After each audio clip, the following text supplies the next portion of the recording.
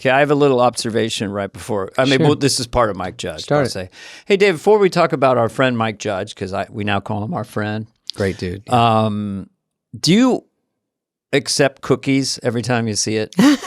Because whoever thought of the phrase accept cookies is a genius, because really they should ask, can we spy on you? Yeah. Can we spy on you? But accept cookies, they take me right back It's to fun. a 10-year-old. Well, Sure. fuck yes. I'm going to accept some cookies. I'll accept all cookies and more. But do you sometimes go, if I don't accept the cookies, whatever I'm looking at won't be as good, like They'll won't- take out the good parts. They'll take out the good parts, won't be as good, so I'll accept cookies and get the really good article. No, you know, I do it on Instagram and it says, oh, just, do you want cookies? It doesn't matter if you want cookies or not. And I go, no. And they go, okay, bye. And then you're just off the website, you know? I go, well, so it's sort of, I have to. I think they should change it to, how about a brownie? And then you say yes or no. Hey, how about a brownie? Well, is it like a cookie though? Yeah, like instead of accept cookies, how about a brownie? And you go, yes. And then they spy. They got legally can harvest your information and sell it to people all over the world. Yeah. And They believe go, me. they should say, a brownie is a harvesting mechanism. We spy on you while you're in the shower and while you're on your laptop. And I go, well, that's fun. I just want to read this article about, you know, I'm just Khloe trying to find the Kardashian. best route to drive to Big Fork, Montana. I don't need you going into all my personal details, looking at my apps, okay? I just want to see pics of J-Lo's wedding nuptials. Going with Affleck, he's a doozy, let me tell you. That's forever. I love those two. All right, so Mike Judge, great guy. Here he comes. Mike Sweetheart. Judge. Worked on SNL, so there is a wispy connection. He did Milton.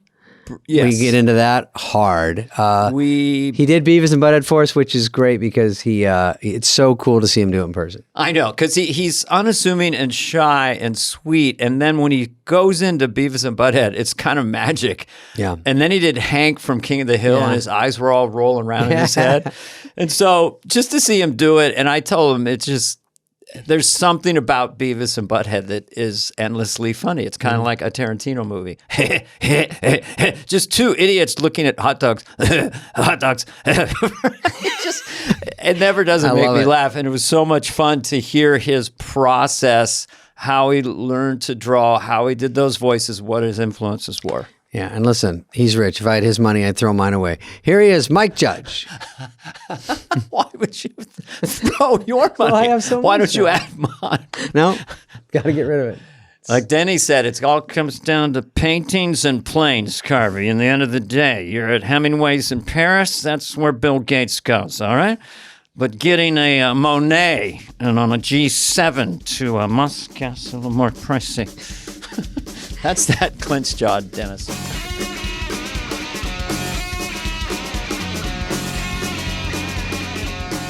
So why would you want to get out of California? I mean, was it the homeless and the regulations and taxes, or is it just like being gunned down in the streets? This place is like the Purge, dude. I see a guy in the street, you know, his pants are around his ankle and he's screaming on my way to the grocery store. It doesn't ding me. It doesn't change Every my time I see day. that, I go, why is his dick bigger than mine? That's all I can think about. They always have full heads of hair. If you're Yeah. homeless. I know they have a full head of hair, and I can't fucking. I eat right and exercise. We'd and have hair to do falls like out. You want another a quart way. of vodka a day. Something about that creates pheromones. They're or great something. hair, and I go, What, you know are we what? on camera live for Greg to see? Like how did Keith Richards has all his hair, right? He didn't get hair plugs, did he? Who? Keith Richards? I'm just thinking of like No. other junkies. He went bandana. So the big I think he's bandana got forgives hair, though. everything. Like Nadal, I've seen the French Open yesterday. I was at the dentist, and he's got the big bandana. You can either be a pirate or a cowboy when you get older. Yeah. The pirate You would have to be wear Steven something. Tyler. It's all distracting. It's all jangles and all that stuff. And then the cowboy would be Jeff Bridges and Mickey Rourke. Just get a rough and tumble. So which one are you, Mike?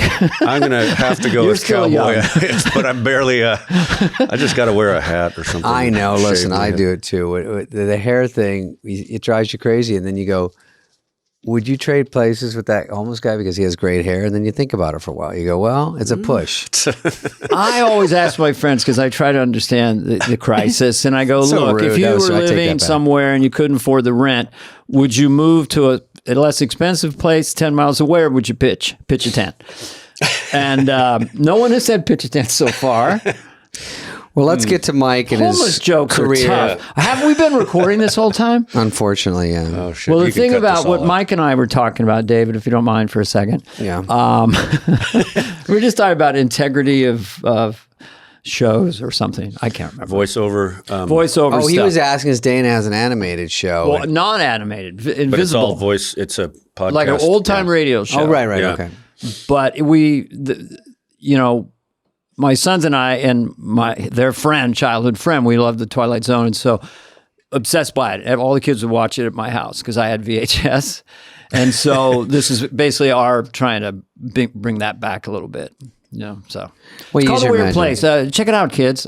Mike and I, let's just start briefly because this is, You guys are- sort of about SNL, but we can always You guys go way go back. into your other stuff because you have a million things. So Mike and I met, God, Dana, I think you were gone. Were you gone when Mike came? Might have just missed him. You might have just missed I him. met Mike when he visited the Wayne's World. Yeah, I set. visited Wayne's World. Oh, 2 yeah? set. Yeah. Wayne's World 2, I think it was, or was it Oh, 1? so I think it might have been one. And yes, I'm hoping. I no, it was Yeah. super cool. First time I'd ever been on a set. And then I think I first met you at the VMAs maybe, or right okay. before it or something. But you took me, you're talking about when I went to SNL. I think because you went to SNL because you had a desk. You had an Yeah, well, office. you, and I'll thank you for that now. You kind of hooked me up. I had before the Beavis and Butt-Head short, I had a one called Office Space that was the Milton and Lumberg, which you showed to Lauren. Look at that, That Dana. led to God, me helping making people. 3 more of them that weren't very good. The 4th one was all right, but for SNL, and then eventually led to the movie later. Yeah.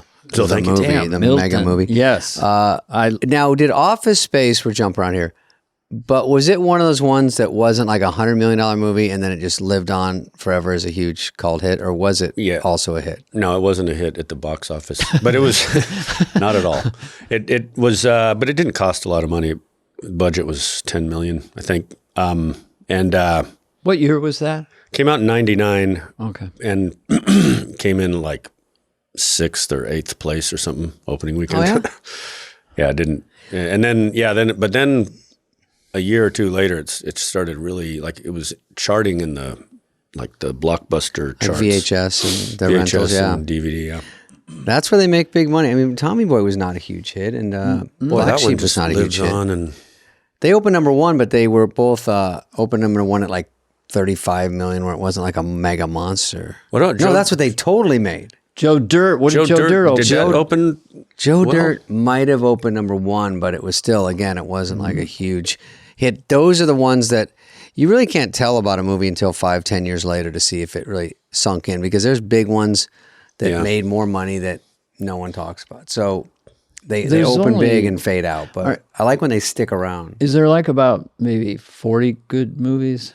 Oh, in the world? Well, my wife and I at night were like, Godfather again? Okay. Sound of Music? Honey, we watched Eye of the Needle with Donald Sutherland, which was pretty cool. But it's hard to find a great movie. What I was curious about is you're doing Beavis and Butt-Head coming out with a new movie. Yeah, it just came out, and then the new series. It's out already. just straight to, it was on Paramount Plus, yeah. So what was So it's it? still there. So it needs Paramount to be Plus. churned and talked about. Yeah. But it wasn't. You didn't have an opening weekend. Was that your first experience with that? Yeah, it's weird. It's just out there. Yeah, you just put it on the You platform and there's it. no, they don't, Yeah. they don't announce or publish any ratings or any data, Yeah, it so you don't. It was the New York Times critic pick. It's like 90-something% on Rotten Tomatoes, so it's Rotten Tomatoes. What? Rotten Tomatoes is still around, so that's. I've gotten a couple of 3s in my Oh my small God. film career. I don't think I've broken 10. yeah, it might go a lot down of after a while. I tomatoes. don't know. Yeah. Well, I guess that's on the critic side, and then the audience side is in the 80s, maybe. I don't know. I should look it up. But it's on Paramount Plus right now. Yeah, Paramount Okay. Plus. Just want to. Streaming on Paramount Plus. And Beavis and Butt-Head Take on the Universe, or what was it? That's called Beavis and Butt-Head Do the Universe. Oh, they And, do it. Then Beavis there's, and Butt-Head. hey, that's pretty good. Oh yeah, let's ask Mike if back in the SNL days, I think this was a rumor that maybe we started that if you did a Beavis and Butt-Head movie, that Adam and I would be Beavis and Butt-Head. Yeah, that was discussed. Yeah, but we ended up. I mean, they still. When was it gunned down? About. I think I don't know how that. I don't know how. I don't remember at what point it was. Is it when we asked for a salary? But yeah. Spade probably asked for a shit ton of money. I know, I crazy. I'll be Butt-Head, but they got to back up the Brinks truck. No, I was, Mike gave me a Beavis necklace. Do you remember this? You probably. Oh yeah, the pewter. There's a pewter Beavis necklace not because we were going to do the movie, just because I thought Beavis and Butt-Head was hilarious, and he gave me this thing that was maybe one of a kind, maybe it was his merch, but either way, I loved it, and it was very nice. So I wore it to my buddy in town, and they said, Lauren or someone from the show said, Kate Moss is having her birthday. You guys would like to go down and say hi. So do some version of that. I was with my buddy. I don't think you went, and no, I wasn't. We went down. It was her 21st birthday. And so it was just like a party. I don't know her, whatever. And then they said, oh, go say hi to her. So now we're forced together, and everyone's looking. Go say hi to Kate Moss. And she's smoking a cig, and too cool. I'm just like, hey, explaining that I'm like a clown in America or whatever I do. And she's very posh. She was super cute. And then she goes, Beavis! Because she saw my necklace. I go, oh yeah. Oh. I talked to her like it's a foreign country. I go, in America, this is and she's like, right, give it to me. And I go, give you this? And she goes, it's my birthday. Oh, and she just... And I she go, wanted you to do the character? Well, actually, this is a present to me. And she goes, give it. And I go, and everyone's looking at her like, what the fuck are you waiting for, dude? So I give her the goddamn necklace. Can we hear it?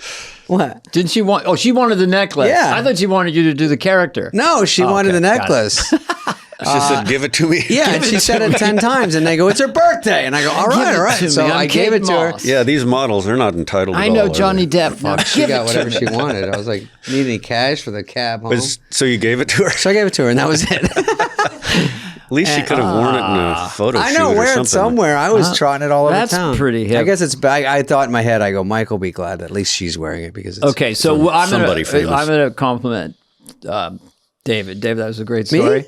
Yeah. And Mike. Okay. Well, anyway, I am a fanatic. There's millions of us for Beavis and Butt-Head. Yeah. And I was at the time doing Wayne's World, but I have total appreciation for Wayne's World. I thought, motherfucker, that's funnier than what we're doing. It's sort of similar, Well, because it's... I don't know about that. The abstraction of just two characters, and I want to know how you got connected to them. Maybe you said it on other podcasts, but just standing there and I guess looking at hot dogs for like a minute, that kind of humor just really resonates with me. It lasts. Right? I could see it right now. If you showed me 10 seconds of them, he said balls. I mean, just that with no real... I don't know how to describe that kind of humor. Well, they also got to watch videos, right? And then they make fun of videos, which is genius because that's what people do at home, and it's But the rhythm of those guys, I know you probably. But how did you? And you're attached to them so completely, and yet here you are, kind of just Mike, a regular guy. But then these characters come out of you. It's just it's like magic. It's like a magic trick. Yeah, I don't know. Like it. I mean, it's hard to. I don't know. As you know, having done great characters like you. I don't know exactly where it comes from, but with this, I guess I was, it was the fourth short I had done. And I don't know, I had drawn them and just and I was trying to draw somebody completely different and it went a different way. And I kept, I'd drawn How many Beavis. Drafts of the Beavis and Butt-Head drawn? It looks like they're not finished. Yeah, they're not finished. Well, that's the thing. Like I wanted them to actually, and now I'm not a great animator at all. I was just, but I wanted them to look like they were drawn by a deranged 14-year-old or something. Like I wanted it to, and I also wanted on the original Charlie Brown's. I love the way Pigpen he was animated kind of sloppy and messy, and he had this I was imagining Butthead's hair like that, and I don't know. Then once I drew them, it just seemed like they just can't say anything clever. They're just like there were guys that kind of different people that I knew growing up in Albuquerque that just, I was like, are they really that dumb? Like, Yeah, just saying like, little is it possible? snippets of Like, sentences, nothing like, really. How do you like Just rudimentary How do you humans. like? Can you read at all? Like what like? And yeah, I don't know. Just sort of and being I'd done this short called Frog Baseball, and that's what started it all. And I watched it today. Oh yeah. Oh God. Think you could do that today? Just to insert for just the lo-fi drawing of it, or the rudimentary drawing. It's really kind of postmodern in a sense. It's almost like Basquiat, if you're familiar with him. Actually, it's childlike brilliance, and I love Basquiat. Yeah, I love his stuff. Like, I also He's on next week. I also really draw loved like him. like all the National Lampoon. I was really into all the comics that were in there. That like Buddy Hickerson, Linda Barry. Well, she was in Mary Kay Brown. Like a lot of these Mimi Pond. All these great, what was the other guy? Mark Merrick. Like, but also, I mean, this is going to sound, I'm not trying to at all compare myself to great artists, but Beavis's eyes, I thought were like Picasso eyes, where they're all like. I always wonder like, where those came from. And that's such a specific choice. And it gives the characters so much. So they're like cat's eyes that are slanted. Yeah. Like when I was in high school, I took it was like a art history elective or something like that. And I used to just start drawing Picasso stuff in my notebooks.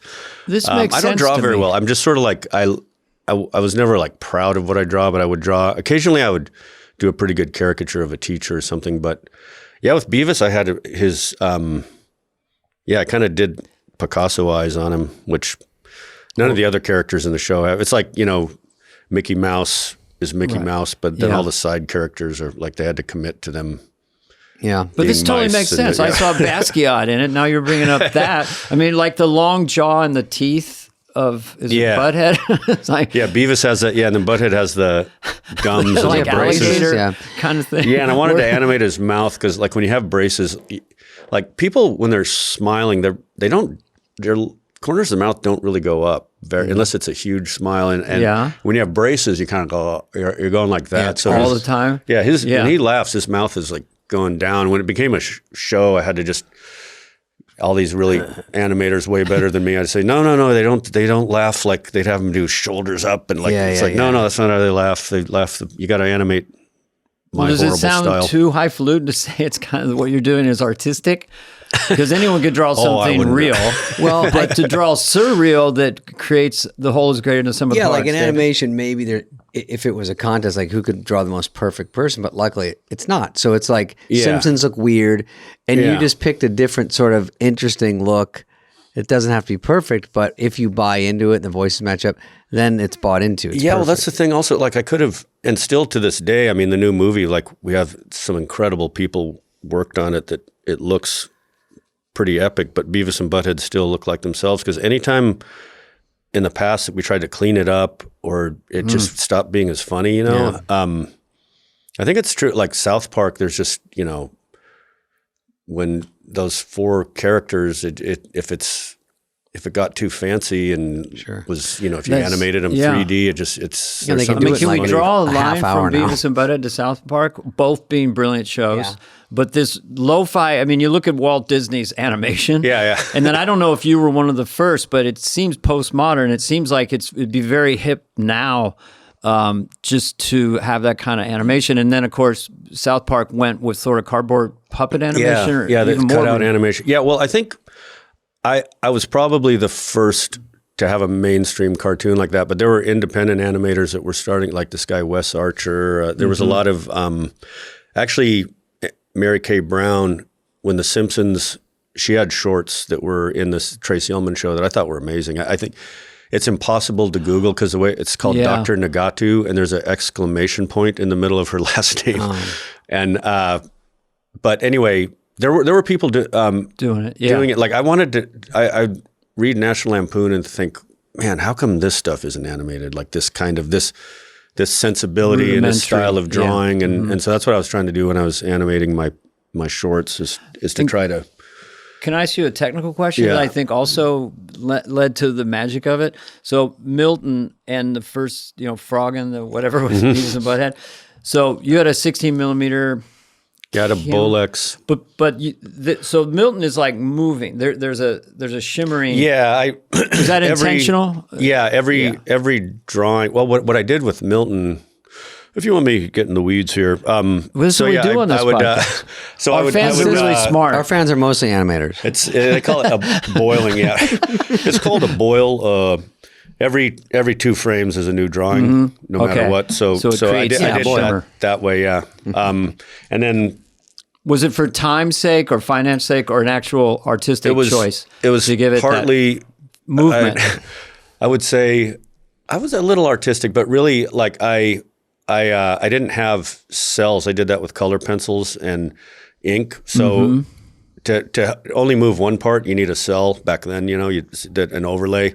I hadn't tried working with that. So I had like a cutout, like his desk is a overlay cut around the corner of the cubicle. So you're drawing this thing, and you got this camera on. I'll just do it real lame. I'm putting a new piece of paper underneath it every time and clicking. Give it some fun. Click it to give it movement, just like stop animation, claymation. Is that what you do? Click it. You click it. You go like click. Well, if it's when you that one I shot on my Bolex. Then when I sold that one, I don't know how much it cost me for the film and everything was like, and for the camera like probably $700 or something, and I sold it I got $2,000 for it. So I said, okay, next time I'm going to rent time on a camera. And so I shot it on my later stuff. That was the only one I shot on the Bolex. I could see why SNL would love Milton. Yeah. Because it's, we thought again, it's like doing whatever, worker bee, working class people, what's their life like? And the torture of being in the cubicle and the boss who's a dick, When you do Office Space off of Milton, first of all, it must be hard to make Milton a real character and try to capture it. But Office Space had so much more going on that Milton wasn't even, that you got a whole great movie out of it without just going, it's the Milton movie, Yeah, well, that's actually, it started out, Peter Chernin at Fox saw those shorts and said, this should be a movie. And so it was going to be a Milton movie. And I couldn't wrap my head around like I don't want to know what he does at home. I don't I didn't see a whole movie centered on him. So they had writers come in and pitch it and nothing really landed. And but they kept wanting something. And then they said, well, what if you make it like an ensemble cast, like the movie Car Wash? And I said, oh yeah, that's like, I can do that. Car Wash. Well, I guess it's like a workplace comedy, basically. A workplace comedy. That's probably wasn't even a term, workplace comedy. Boring cubicles. Yeah, but I was going to animate like a series of like vignettes of office characters, like cubicle characters. So that's kind of what if Beavis and Butt-Head hadn't happened, that's what I was going to do next, was more. Well, it was nice. It's almost like an indie filmmaker doing a film low budget in one location, because the cubicle was very simple but super effective. You had the guy at the desk and the guy at the door. That was it. Yeah, a lot of I'll answer for him. Limited animation abilities. What would Mike say, David? Well, to that say question? A lot of times you get on MTV or Comedy Central and you're a victim of the budget. So the budget is so low that South Park makes them look cardboard because that's all they can do. And then so you can't make it so professional. And then indirectly, it just sort of turns into a hit because of the not cheapness, but it makes a there's a charm to it. There's a charm to it. Yeah. Well, also you can't animation now, or at least a few years ago, would be like, okay, wrap. We'll get it out in 3 years. We'll see you guys. That was a great read. Yeah. Love you all. See you in 2027. So I think part of obviously South Park has a. Can I go back to a 2001 question? Oh, sure. So when the monkey gets the bone.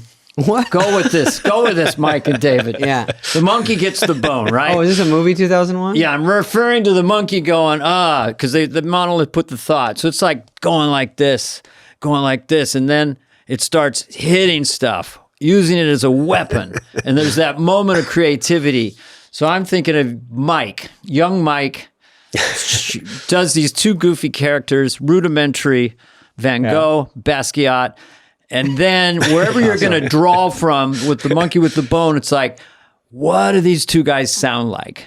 And I don't know if it was over time or an epiphany, but the voices are so peculiar, so rich, and so bizarre. So where'd they come from? And if you don't have an answer, David will answer. No, I do have an answer for, so Beavis actually, so when I the guy that I was trying to draw was absolutely nothing like Beavis. He's actually an engineer now, and he was a straight A student. And he was It's a funny name. He's a Beavis. brilliant guy. He was not named Beavis, and in fact, he was super nerdy. And we had in calculus class, he sat in the front, and I remember you can cut this story down if it goes too long, but No, I love it. Like, Crazy. no one had ever heard of a hot teacher. Like, it just didn't happen. And this friend of mine's coming down the hallway and goes, "Have you seen the new math teacher? Oh my God." And I'm like, "Yeah, whatever."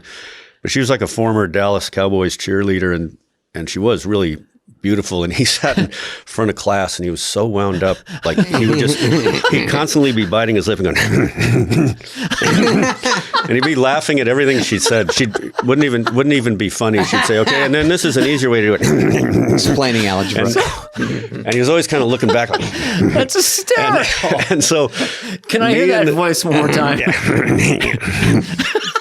So you are sitting next to him and observing. I'm sitting in the back, and me and this hearing other it. guy, Hysterical. Bob McCarthy, and then my other friend, Mike Sidibaka, I started imitating him like he would do it, and then I'd be in the back, I'd go, and then they started doing it, and the teacher, I won't say her name, she got really pissed and chewed me out one time, like chewed us all out because we just kept doing that, and then like just she got really emotional, and I was like apologize and everything. Then she turns around to the chalkboard, and my friend just goes, So I have two questions. One was, so the guy doing that in the front row, he was doing that to repress his absolute horniness for the teacher? That's what it seemed like. Yeah, he was just so wound up. And when you did it for your friends, did he talk, or it was just that one sound? It was just the sound. All I would do was the laugh. Okay. And but he didn't really talk like Beavis, but I was trying to draw him when I ended up drawing Beavis and Butt-Head. They were both attempts to draw him, and it was kind of going a different way, but I thought they looked funny. And for some reason, I drew Beavis with a lighter in his hand. And I was just imagining him just Flicking it like someone on fire. He likes fire. Excited. like it's just this scary. Like there'd been this guitar player with Delbert McClinton who he had. I used to be a musician, but I remember he just was looking at some guy and he said, "Boy, he'd start a fire." And that's what Beavis was a little like pyro. Yeah, he was a little pyro, which got us into trouble. And then Butthead, I did the drawing. So you're a scientist and a musician, but anyway, and Butthead. But so I just was looking at the drawing and just thinking like, what would he sound? The idea of someone just laughing all the time, I'd seen it. Like there was a Mimi Pond cartoon in National Lampoon where she just had this weirdo getting on a bus and he's just going, huh, huh, huh. Like it just was written just out. Always kind of. And I thought that was kind of funny, like the idea that there was something else I'd read in National Lampoon. They just described some guy that just had a dumb laugh, and I don't know. It just seemed right, and I wanted them to just be laughing all the time and barely talking and just deranged idiots. It's like the laughs when it talks when he goes, hey. Well, yeah, Beavis like all barely said merged anything together. at first. I was thinking of him as this brain-fried guy who just, Just goes along with it. yeah, he's had balls. Oh my God. The first one of those was them watching like, I had them watch a Barry White video where they put it in and there's like, Watch the videos. Like the horniest. But one of the charms of it, and Wayne's World had it a little bit, but was that they're generally having so much fun. Like the two losers in town are having more fun than anybody in the town. Yeah. It's by the way, my daughters like Wayne's World a lot more than Beavis and Butt-Head. Really? My son wanted to come meet you. Totally changed my life. Blew my life. Beavis and Butt-Head. The movie, all of it. Blew my mind. Oh, wow. You go, what about Wayne's World? He goes, life stayed the same. Oh, Wayne's World. He goes, that wasn't so funny, Dad.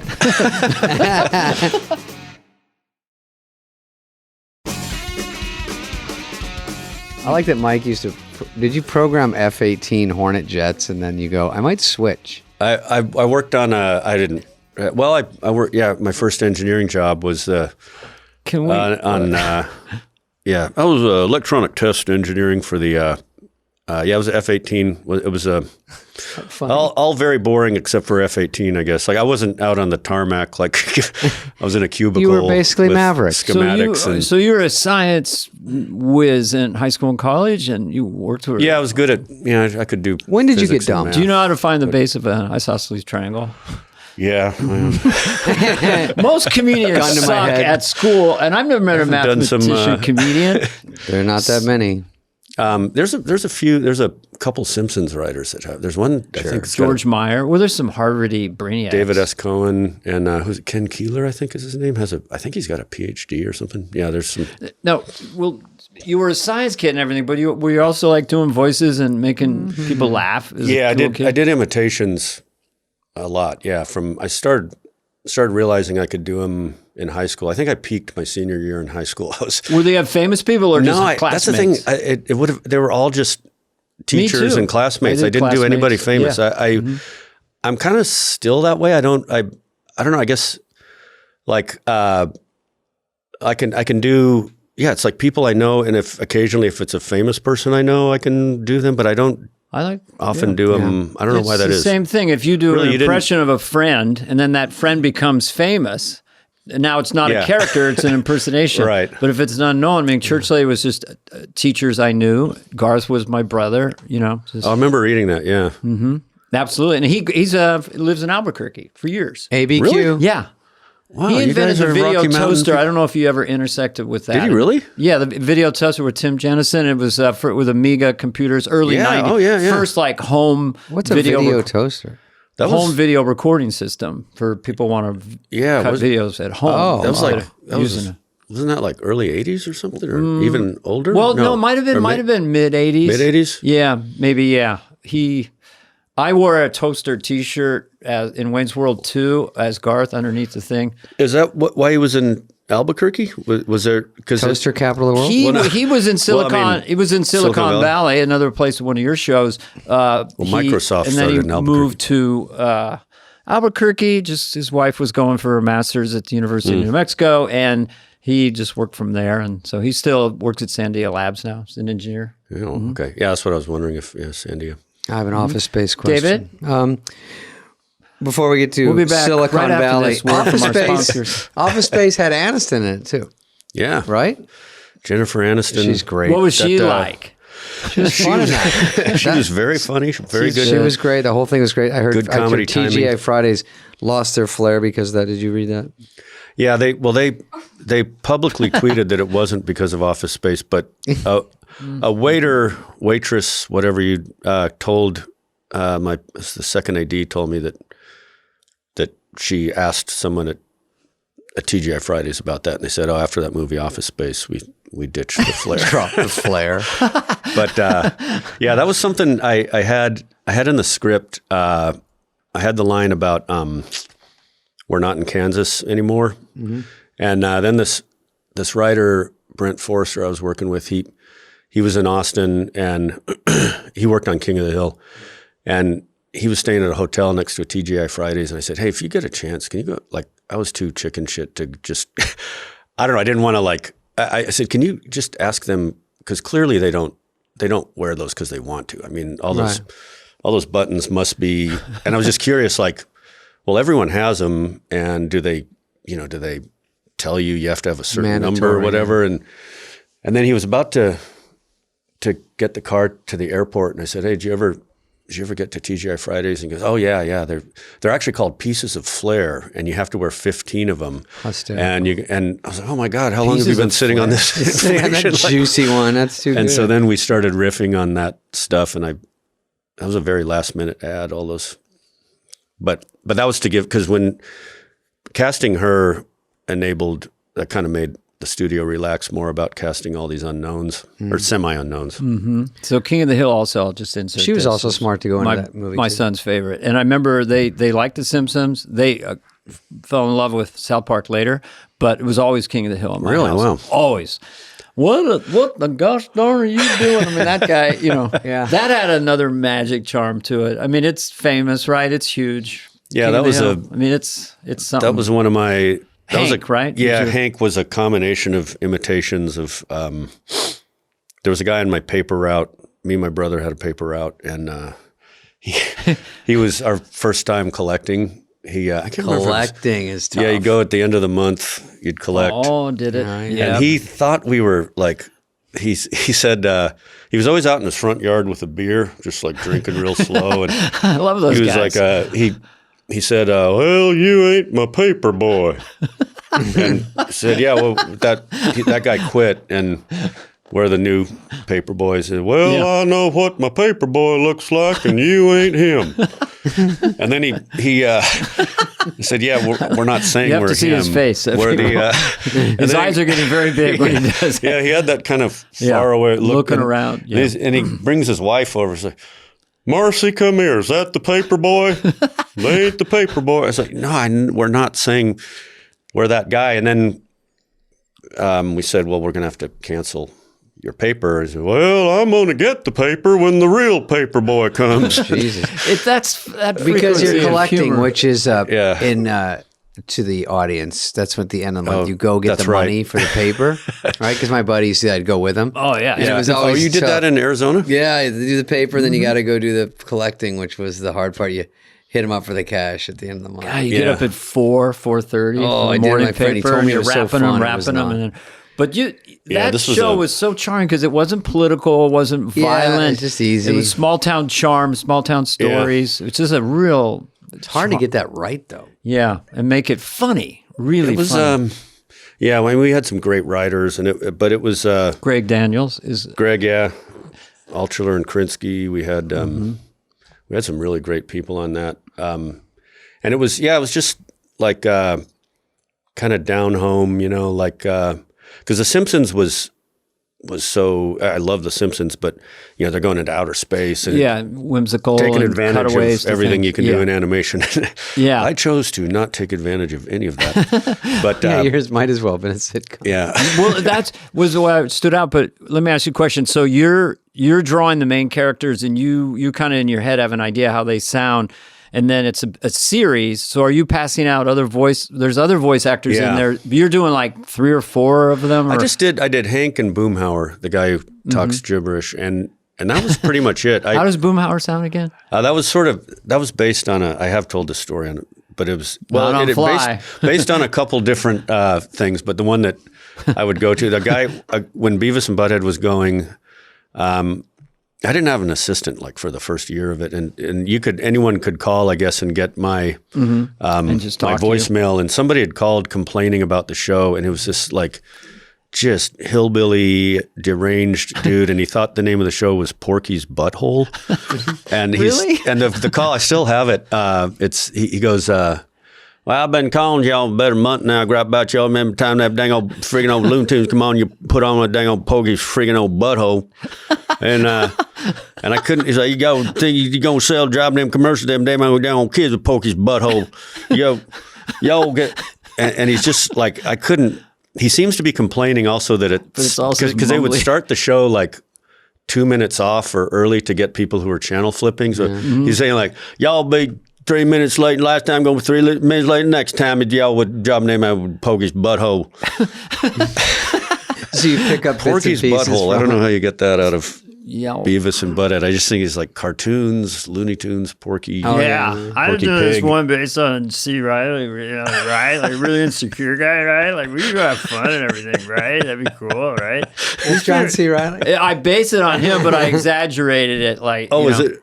Yeah, it's That part of my does sound like scripted a- podcast. Was it before he was famous? Or No, I just took it from, it was 3 idiots in the scripted podcast. The one's the ringleader and goes, what do you think? You think Claude's like a baby? Yeah, he's pretty much like a baby. I think he's kind of gentle. Like, he's like a baby, right? So that was, it's basically you take the source material of that, in your case, and then Yeah. you just extrapolate it out and Make a exaggerate funny it. version. Yeah, like Yeah. how did Joe Dirt sound?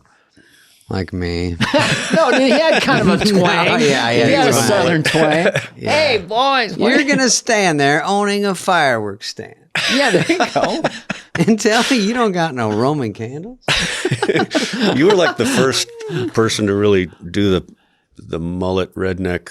Yeah, that was the first kind of You know, I mullet think it was movie, in a way. it was accepted because I wasn't making fun of the South. Really, I was actually the guy was Super the charming. good guy, Yeah. and for once I wasn't sarcastic. Yeah. and mean. No, and he stuff. was the I hero. I was Yeah. trying really hard to get through life, and something about that clicked with people. I mean, there's no other explanation.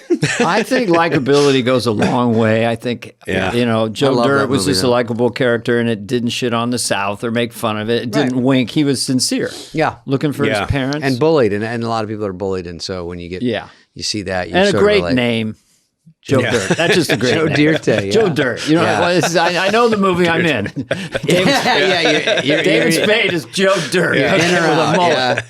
Cha-ching. Yeah, I love it. So when you're casting other people, then you show them some animation and some ideas, or you let them look at it, or how do you get them in when you're so connected? What we did, it was, that was the first time I really cast something, and we had standees of the drawings. Okay. which, So I mean, like- my drawings were very, well, still are like really Basquiat. crude drawings, and when Yeah. you blow them up to that size, they look even cruder. It's like the shaky pen. But Mm-hmm. we had these cutouts, and I wouldn't look at the actors. I would look at the drawings when they they're spoke. so they Oh, so they're in, and Yeah. you're looking just at the because standee drawing. it doesn't matter what they're what none they of- look like. Yeah, what they look like or what they're doing with their face. or how famous or anything. That's It's just not the end. So of the you product. hear the Yeah. voice, and you're looking at the thing without looking at them, and then you do the eureka moment. I mean, how many auditioned Yeah. for a part?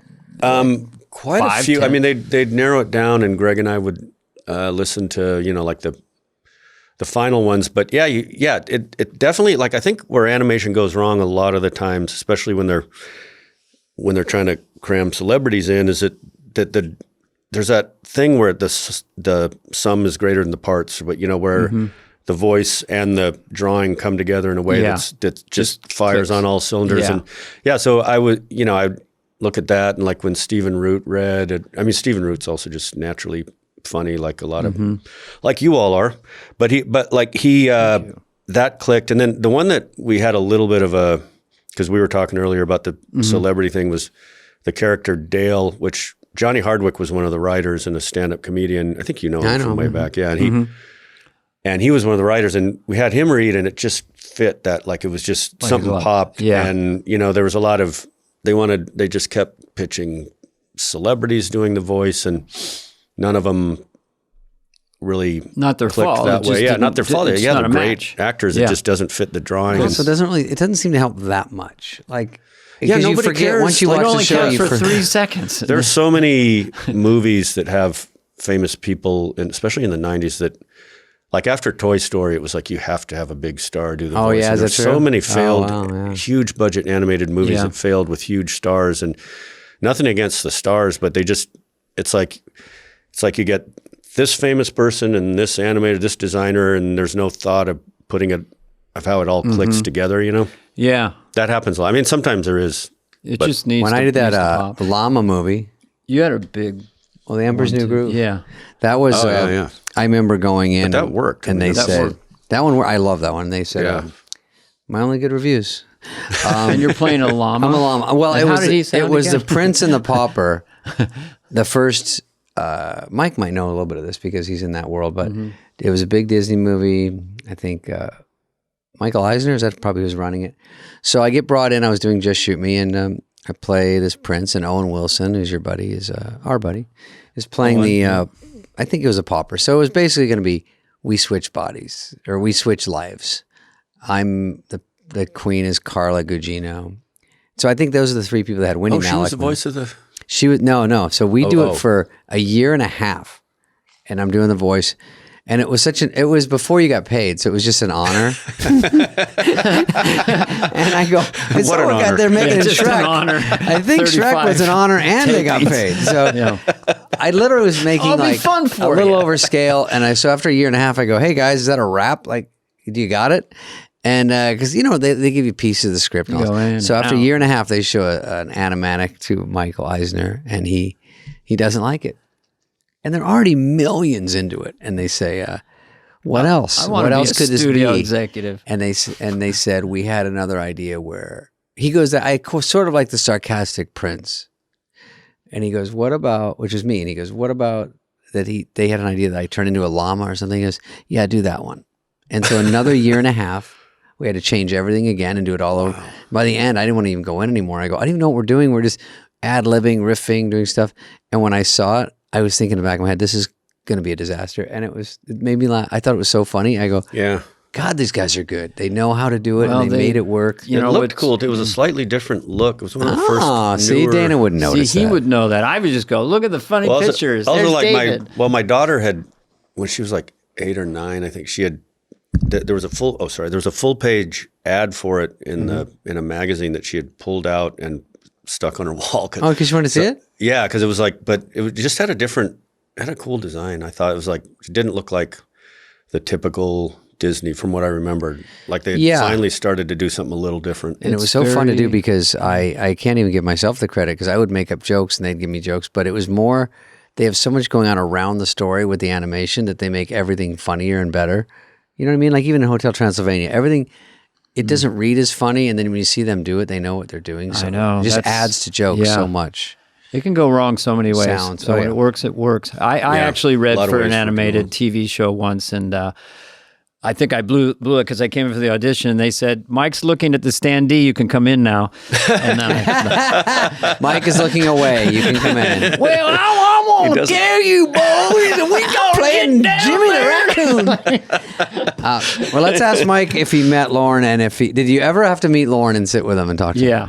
And when did you get the call that SNL's going to use Milton? Oh, well, I first met Lauren actually when I visited your set. I was on the way. That was my first Hollywood flying me out and meeting everybody. And then you came to the set. Yeah, so I'd met like a bunch of studio executives, and they're all like kind of really like friendly and like, oh, we love your stuff and all that. Yeah. And I'm like, oh my God, Lorne Michaels, I'm going to meet him. This is going to be amazing. And it's like, oh, he's not ready yet. Why don't you go visit the set? That's where I met you. And then was I in character? I think I was in the outfit, had the whole, right? Yeah, it was amazing. You had the Garth outfit on. Hey. But I go in and Lauren was in such a foul mood. Oh, no. Oh my God, and I was just like, oh, did I piss him off or something like that? And he was nice. Producer stuff. But I was like, something must have just happened. It's a budget thing. We need the AMC pacer like fucking yesterday. Who is it, Mike? Come on in. Yeah. So what was that like then?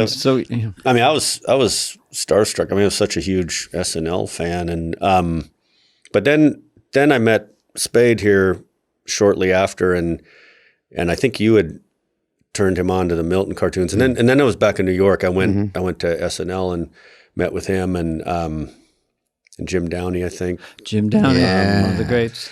But yeah, they gave me a office. I mean, I was in the thick of it with Beavis and Butt-Head, so I was. I don't think you're in the office that much, right? Because you just had one. Yeah, but it was cool to come by and see all you guys. Like Norm Macdonald was a writer at the time, right? Yeah. Hey,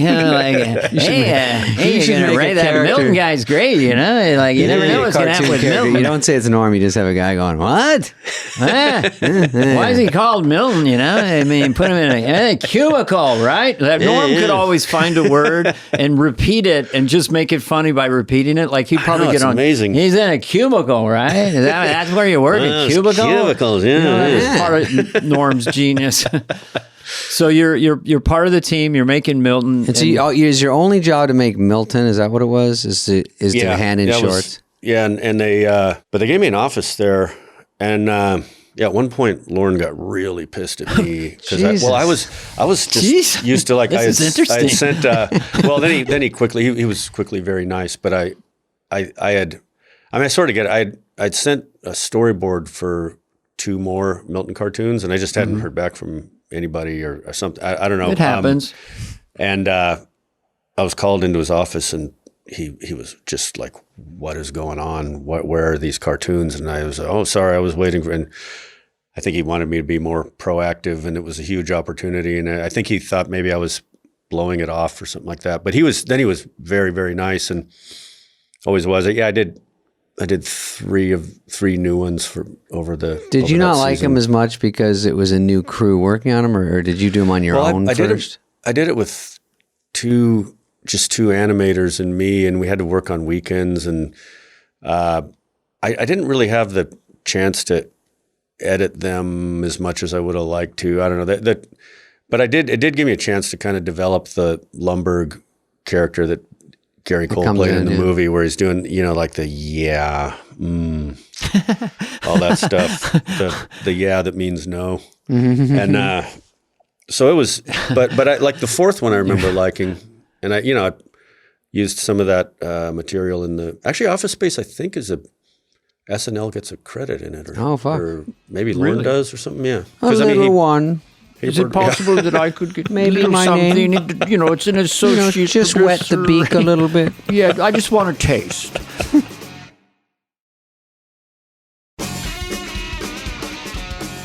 So, Mike, you're very observant. I would suspect that you would probably create a character based on us or something. I mean, if they said that was Lorne called you, it'd be Dana and David. It's fly on the wall, but it's animated. Maybe I could get you guys to play those characters and do a podcast. We are so busy. I like your career. I like, Silicon Valley. It's generally a guy, your sensibility is infused with things, and it's a very safe bet to drag you in. Did they ever back up a Brinks truck to you, like, and you knew it was a shitty idea, but it's generational wealth. Someone needs an operation. And you must have said no a lot. After Beavis and Butt-Head, you had fuck you money or whatever, or success. Screw you. So what kind of deals came to you without throwing anyone under the bus that you just said no, thank you? There was a few. I mean, I said yes to some stuff that thankfully didn't go on, but really, the first, let's look at a clip. Not to throw too many. Yeah. Well, fortunately, there's no Wikipedia. clips. There's some script pages. There was a summer camp movie and I never went to summer camp. My parents didn't have summer camp movies. But always work. Yeah, well, that's what this was like. Then that was the first thing that was offered me, and I said yes. It was an offer to write and direct a summer camp movie. Does sound fun though. And I said yes, and then I shouldn't say the title, but I was like, I did the best I could for that concept. And you wrote and directed it? No, I didn't. No, we never. No, I wrote, and then I wrote an outline, and then they got a writer to work on a script, and then it just kind of sat in development for a long time. And I passed on it based on the script. Like I was able to do that. On your own script. You didn't... The one that co-written by... I read the script. You passed on your own co-written script? Let's guess the title. I'm going to say Summer Nights. David? I'm going to say Camp Let's Fuck. It's... you couldn't possibly guess as hacky as what it is. Maybe I should just say it at this point. It could have been a good movie. Well, I will say Mike has a high slugging percentage because all these... There you have so many things that did work that no one hears about that stuff. And you also have a way to make boring funny. I mean, to say Office Space is like a dull, boring office and we're going to make fun. It's hard to do genre, basically. It's hard to make that dry stuff that's so boring not be just boring. Well, I mean, The Office did it later. Ricky Gervais was doing, Gary Shandling was around doing stuff like that, and you were Gary Shandling was probably, I was a big fan of Larry Sanders. That might have influenced me some. But I was also just like, I don't know, I liked, I keep mentioning Mary Kay Brown. Her shorts, the Dr. Nagatu had a quality to him. Like one of them is just like she's at lunch with someone and there's this kind of vase on the table in the middle of them that just keeps getting in the way. And it's like one of those really relatable, like do you move it or not? And I was like, wow, you don't see that in animation. That's really, really cool. But there is, Seinfeld had been on for a while at that. Well, not when I did the shorts, but for the movie. The studio, they were very gung-ho. And then when they started seeing the dailies and going like, wait, this is just boring cubicle stuff. You got to move the camera around. You got to do something here. This is horrible. Really? Got to get them talk louder. Really Someone panicked. should Like, sing. can you do like... So, yeah, was that your first directing live action or not? Yeah. That's scary as shit. Oh, it was. So that's really a commitment scary. thing then when you're editing it and you're doing that compression humor of like holding the awkwardness. Yeah. Where the Yeah. studio's going to want, can you pop it around, Yeah. kid? Yeah, Yeah. It was. Yeah, actually, they were really down on it until the first test screening, and it was getting big laughs. I mean, it didn't score very high because it didn't have like the big emotional kind of ending. Maybe that it didn't have Right. Tom Hanks or whoever, but it had that medium kind of like on the cards. There's like excellent, very good, and good counts the same as horrible. Like so, Right. If So they're it has like, to be oh, the that's top cool, it two was good. boxes. Yeah, it's the that top term, two. top two boxes, Yeah. that means great or really great or something. And like the top two, if you get like 75% of the top two, that's a horrible score. Like You have to It's really gotta be kill 90. it. like yeah, you got to be it's like, and Office Space was like, it was like 78 or maybe even one of them like 80 in those top two, but like the good, most of them were in the good. There weren't a lot of, if you look at that Bad. stuff, and when you have a weird did you movie feel? like that. How did you feel at that screening when you saw it? Well, before going into it, I was Sickening. sick to my stomach. Oh. Literally, like I Yeah. was like, I'd worked in a movie theater when I was just a ticket tearing minimum wage job, and I remember thinking like, God, I wish I was just someone working in a movie theater right now. And this, we Stress test going. Yeah. screened it up in Westlake Village outside of LA, but then once the audience started laughing, I was like, okay, thank God, this is like, because I had. Like, I don't think the editors didn't think it was funny. The studio didn't think it was funny. Like, See it too much, and then you need that fresh audience. yeah, and I don't know, like, yeah, it was very, that was the most stressed out maybe, like, especially when, I don't know if you've experienced this, but like, I'm writing it and go, oh, cool, I'm going to make a movie. And then all of a sudden, shit, there's 18-wheelers and trailers and construction people building. Coming up to you going, this stuff. color, sir. And I'm just you're like, oh God, what if this is something that just me and my brother and a couple of friends think is funny, and that's all? And here's all these poor people, construction people working, and drivers. Whispering, what this have I movie done? sounds like a piece of shit. yeah. You always call think it a that they're all turkey. going like, I- oh God, what's this? I said, Oh, one totally, crew guy goes, is there any funny parts?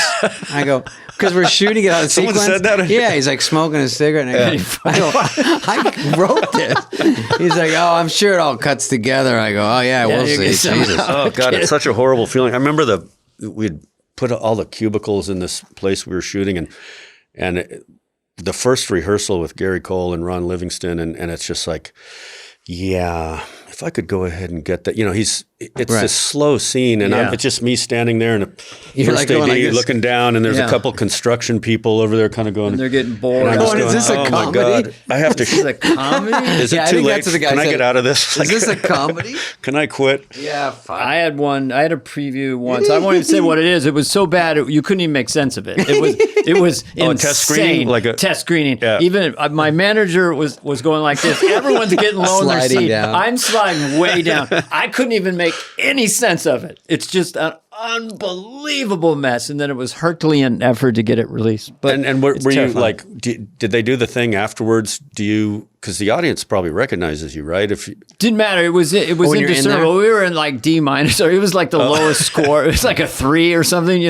because they do that thing where they get 20 people out of After the the random. 20, yeah. Yeah, and like you stand behind them, and I remember the moderator, she just goes, "Who's heard of Mike Judge?" And like, I don't know, like maybe like 15 of the 20 people raised their hand, and said, "What do you think of him?" And I just got up and Get the left. fuck like, out, yeah. I don't need to be put on trial. Well, in front I of a- figured it out that the moderator with the 20 people controlled the score. So after 3 screenings, Yeah. was that the moderator? So I started hanging out with him. I rewrote the questions for him. Yeah. And I was like jiving with him and stuff. And so then it came up to like a 90. It shouldn't have been released, but by manipulating, it should never have been released, but it got released. I saw Anyway. one on Dickie Roberts that said, I generally don't like David Spade, but this was pretty good.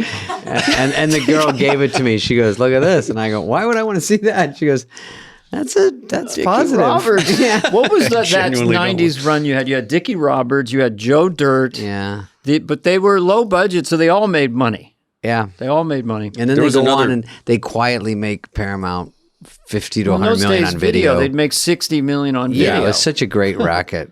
Yeah. Because you they had didn't a run cost of- much to make. Wait, was PCU? No, that was before. That was my first one. That was, was with Jeremy Piven. Yeah, that was early. What about what was the other Jerry Piven. Tommy Boy, and what was the other Black Sheep. Black Sheep. Tommy Boy, that was a smash. That one really lives on. But it That lives one just- on, yeah. Yeah, It's people. huge. Yeah, that one. It Thanks. just grows and grows. It seems like. Yeah, that's good. Will, do you have any more?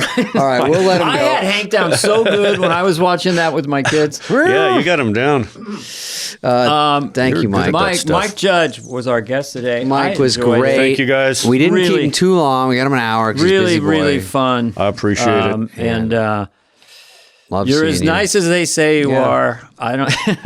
Very talented, very cool. Unassuming and an incredible observer of humans. You live here and Austin? Is that because I was in Austin? Yeah, I moved back there pretty much full time like a year and a half ago. Yeah, people dig Austin. I liked it. It's too hot in the summer. We went there. We do a live podcast. We did a live podcast in Austin. Yeah. Oh, were you there recently? Yeah, probably the last. we were there with a guy named James Austin Johnson Yeah, from we drove by your SNL. house and beeped. Yeah.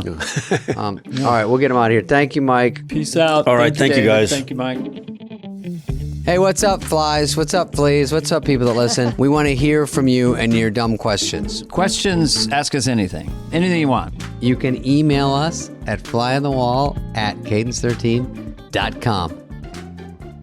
Oh. Hey, David, you want to read our question? Yeah, Allie Jones, we get these questions from our lovely Questions. listeners. We get questions.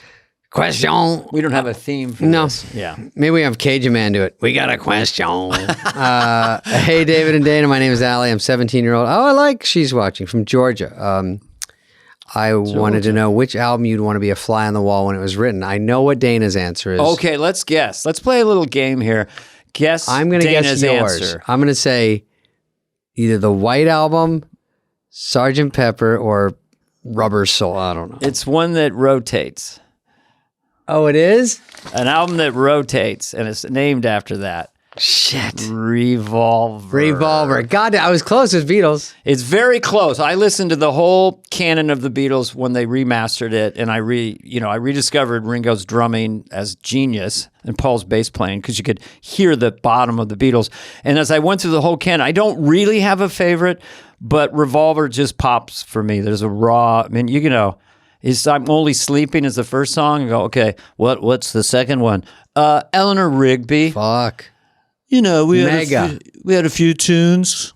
We sat across from each other. We put a face in a jar by the door. It sounded funny. I said Eleanor Rigby, that's how we did it. So good. Goddamn. But yeah, because sometimes you have fresh ears with music, like you're hearing it again, because I used to listen to music when I started in a beat-up old 62 Volvo. So when you get older and get a decent stereo, you go, oh, there was a guitar in that song. Because I can't hear it. It's my tweeters are blown. I have a Bauer Wilkins, because to me, a car is about getting me from point A to point B safely, and then what can I listen to? Because that's where I listen to music. I have a Bauer Wilkins. Maybe they could be our sponsor. But I'm hearing music for the first time. I heard Tiny Dancer by Elton John, and it's a 6-minute masterpiece. I had no idea. It's like I'd never heard it before. Give me that. Call me. I thought he said, lay me down, because she's a winner. I said that till I was fucking 48, and then it was which was last year. I knew I was there when Elton John played Marine World, and I knew the guy had to clean up the elephant shit before his. Hold me closer, tiny orca. Hold me closer, tiny dancer. Orca. I'm a comedian and should not try to sing. Okay, so thank you, Allie, and that's your long answer. Yeah, Revolver on my side. David album was. Shit, I would go back to. If I couldn't do any Beatles, you don't have to. I would do, because I love the Beatles, but I would do some Elvis. I would do Highway to Hell. Led Zeppelin 2. Bowie Changes 1. Oh, a Zeppelin one to be Pink's there. Fuck. Dark Side of the Moon. Maybe. I want to answer for me and for you. I have control issues. And I love Halen, and I love... Shit, man. God damn it. I'm getting stumped. Anyway, all good. It's good My stuff. therapist said I had control issues, and I said, could I tell you what the next question should be? Good night. Stupid. All right, thanks, Allie. This has been a podcast presentation of Cadence 13. Please listen, then rate, review, and follow all episodes. Available now for free wherever you get your podcast. No joke, folks.